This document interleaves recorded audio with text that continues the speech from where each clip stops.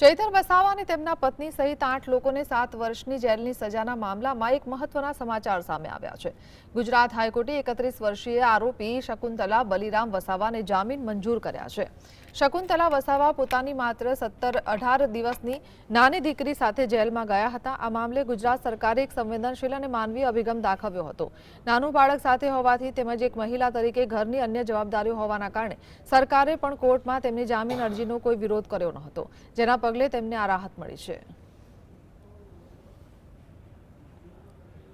Lady કન્વિક્ટને without entering into marriage એને bail પર છોડવામાં આવે તો સરકાર તરફે કોઈ વાંધો નથી અને એ રજૂઆતને ગ્રાહ્ય રાખી અને આજે નામદાર ગુજરાત હાઈકોર્ટે એ લેડી કન્વિક્ટને આજે બેલ જામીન અરજી મંજૂર કરી છે, જેથી કરીને એના 18 દિવસના નવજાત બાળકનું એ ધ્યાન રાખે।